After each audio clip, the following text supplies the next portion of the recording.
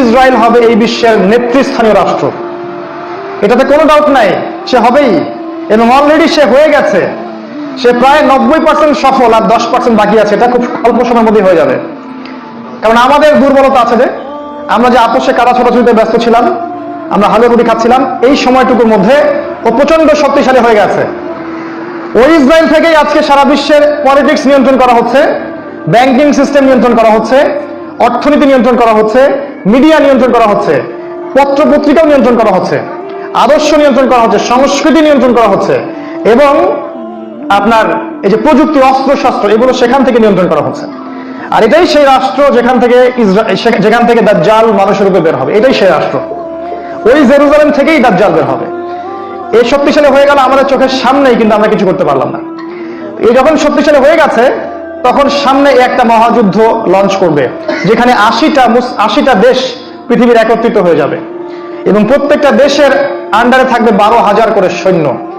এবং এই যুদ্ধে প্রত্যেক 100 জন সৈনিকের মধ্যে 99টা সৈনিক মারা যাবে এই যুদ্ধে। এটা হবে পারমাণবিক যুদ্ধ, আপনার সামনেই করানো আছে। এরা যে স্বপ্ন দেখায় ভিশন 20, 30, 50, 100, এগুলো সব বোগাস। এতদিন পর্যন্ত এই ওয়ার্ল্ড আর সার্ভাইভ করবে বলে আমরা মনে করি না। আল্লাহু আ'লাম বিসওয়াব, আল্লাহ পাক ভালো জানেন। আমাদের রিসার্চ হচ্ছে এতদিন পর্যন্ত ওয়ার্ল্ড সার্ভাইভ নাও করতে পারে, না করার সম্ভাবনা 95%। এই মালহামার পরে ইমামুল মাহদী আসবেন শেষের দিকে, এবং তিনি মুসলিমদের হাল ধরবেন, এবং প্রচুর সংখ্যক মুসলিম এই যুদ্ধে মারা যাবে। প্রচুর সংখ্যক, প্রচুর, তাদের সংখ্যা অগণিত। কিছু মুসলিম যুদ্ধের মাঠ থেকে পালিয়ে যাবে, যাদেরকে আল্লাহ পাক মাফ করবেন না, আর অল্প কিছু মুসলিম বাকি থাকবেন, যাদের হাতে আল্লাহ রাব্বুল আলামিন এই যুদ্ধের শেষের দিকে গিয়ে বিজয় দান করবেন ইনশাআল্লাহ। এবং আমাদের খোরাসান থেকে একটা বাহিনী যাবে, যারা জেরুজালেম পর্যন্ত পৌঁছে যাবে, ইমামুল মাহদীর সাথে যোগ দিবে। পৃথিবীর কোন শক্তি, নবীজি বলেছেন, পৃথিবীর কোন শক্তি তাদের পথে বাধা হয়ে দাঁড়াতে পারবে না। তিনি বলেছেন, তোমরা যদি হামাগুড়ি দিয়ে হয় বা বরফের উপর স্ক্রল করে হয়, তোমরা যদি ওদেরকে পেয়ে যাও, তাহলে তাদের সাথে যুক্ত হইও। এটা নসিহত নবী সাল্লাল্লাহু আলাইহি ওয়াসাল্লামের। এটা আসবে সামনের এই সময়টা। এই মালহামা পরে যখন মুসলিমরা আবারও বিজয়ের আসনে আসবে, তখন মুসলিমরা জয় করবে কনস্টান্টিনোপল বা তুরস্কের ইস্তাম্বুল। এটা এখন নেটোর হাতে চলে গেছে, এটা আবারও মুসলিমদের হাতে চলে আসবে। তারপর ঘোষণা করা হবে যে মাসিহুদ দাজ্জাল মানুষের রূপে বের হয়েছে। কোথায়? ওই জেরুজালেমে। তখন মুসলিমরা সেখানে ছুটবে। দাজ্জালের বাহিনীর সাথে মুসলিমদের ব্যাপক ফাইট হবে, কিন্তু মুসলিমরা তাদের সাথে পেরে উঠবে না। কেন পেরে উঠবে না? কারণ আল্লাহ পাক দাজ্জালকে এজন্য এভাবেই সৃষ্টি করেছেন। সে একটা পরীক্ষা, একটা ফিতনা।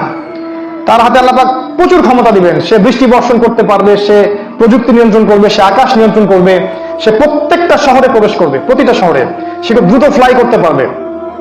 তার হাতে খাবারের মজুদ থাকবে, মানুষকে দুর্ভিক্ষের মধ্যে সে ফেলে দিবে।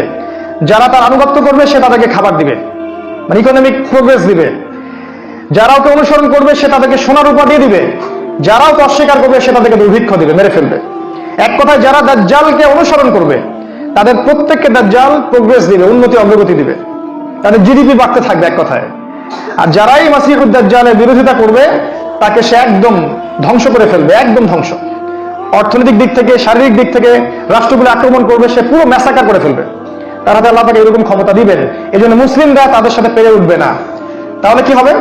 আল্লাহ রাব্বুল আলামিন তখন মুসলিমদের দোয়া কবুল করবেন এবং ঈসা আলাইহিস সালামকে আকাশ থেকে পাঠাবেন এই পৃথিবীতে আবারও ইনশাআল্লাহ। এবং ঈসা আলাইহিস সালাম সিরিয়ার দামেস্কে সাদা মিনারের উপরে নামবেন, এবং ইমামুল মাহদীও সেখানে থাকবেন। সেখানে ফজরের নামাজ পড়া হবে, ইমামুল মাহদী ইমামতি করবেন, আর এই ঈসা আলাইহিস সালাম পিছনে মুক্তাদি হয়ে থাকবেন। এটা আমাদের জন্য গর্বের বিষয়। এরপরে ঈসা আলাইহিস সালাম বলবেন যে অবরোধ তুলে দেওয়া হবে, মসজিদের দরজা খুলে দেওয়া হবে, এবং ঈসা আলাইহিস সালামকে দেখা মাত্রই মাসিহুদ দাজ্জাল পালাতে শুরু করবে, এবং দাজ্জালের বাহিনী অর্থাৎ ইহুদি খ্রিস্টান সভ্যতার সাথে মুসলিমদের যুদ্ধ হবে। নবী সাল্লাল্লাহু আলাইহি ওয়াসাল্লাম বলেছেন, হাদিসে শোনেন, নবীজি বলেছেন, লাতুকাতিলুন্নাল ইয়াহুদ, শেষ জামানায় তোমরা অবশ্যই ইহুদিদের সাথে যুদ্ধ করবে, অবশ্যই করবে। এমনকি কোন ইহুদি যদি পাথরের পিছনে লুকায়, তখন সেই পাথর কথা বলবে, ইয়া মুসলিম ইন্না ওয়ারা আল ইয়াহুদ তাআলাউ ফাকতুলহু, হে মুসলিম, আমার পিছনে একজন ইহুদি আছে, আসো তাকে হত্যা করে যাও। এটা পাথর পর্যন্ত কথা বলবে। ফিলিস্তিনের বাবে লুদ নামক জায়গায় দাজ্জালকে হত্যা করা হবে। ওই বাবে লুদটা ইন্টারনেটে গিয়ে দেখবেন সেখানে ইসরায়েলের বিমানবন্দর তৈরি করা আছে এখন, এই বাবেলুদেই এখনই তৈরি করা আছে। আমি তাকে বললাম যে দাজ্জাল আকাশ নিয়ন্ত্রণ করবে, ওই বাবেলুদের এয়ারপোর্ট থেকেই সে আকাশ নিয়ন্ত্রণ করবে। আমার মত এটা আমার মত, আমার বুঝ এটা। ওই বাবেলুদে সবচেয়ে বড় একটা এয়ারক্রাফটের ঘাঁটি তারা মজুদ করেছে এই বাবেলুদের মধ্যে, প্যালেস্টাইনে। আর ওই জায়গায় ঈসা আলাইহিস সালাম এই মাসিহুদ দাজ্জালকে হত্যা করবে। এরপরে ঈসা আলাইহিস সালাম জেরুজালেম থেকে ইমামুল মাহদিকে সাথে নিয়ে পুরো বিশ্বে ইসলামী খেলাফা বাস্তবায়ন করবে, পুরো বিশ্বে। নবীজি বলেছেন একটা পাকা বাড়ি, একটা কাঁচা বাড়িও বাদ থাকবে না যেখানে ইসলামের কালিমা লা ইলাহা ইল্লাল্লাহ প্রবেশ করবে না। একটা কাঁচা বাড়ি, একটা পাকা বাড়িও বাদ থাকবে না। এরপরে ঈসা আলাইহিস সালাম 40 বছর এই পৃথিবীতে ইসলামী খেলাফা বাস্তবায়ন করবেন। নবীজি বলেছেন পৃথিবীতে কোনো জুলুম থাকবে না, কোনো রকমের অন্যায় পাপাচার থাকবে না। বাঘে এবং হরিণে এক ঘাটে পানি খাবে, কেউ কারো প্রতি কোনো অবিচার করবে না। এক একটা ফল হবে বিশাল বিশাল, আল্লাহ পাক বরকতের দরজা সব খুলে দিবেন। প্রচুর বৃষ্টিপাত হবে, মাটি উর্বর হবে, প্রচুর সুজলা সুফলা হয়ে যাবে এই পৃথিবীতে। আবারও আগের অবস্থায় চলে আসবে পৃথিবীটা ইনশাআল্লাহ। কোনো দূষণ থাকবে না, কিচ্ছু থাকবে না ইনশাআল্লাহ। এই 40 বছর তিনি রাজত্ব করবেন, তারপর তিনি মারা যাবেন এবং তাকে দাফন করা হবে রাসূল সাল্লাল্লাহু আলাইহি ওয়াসাল্লামের কবরের পাশে।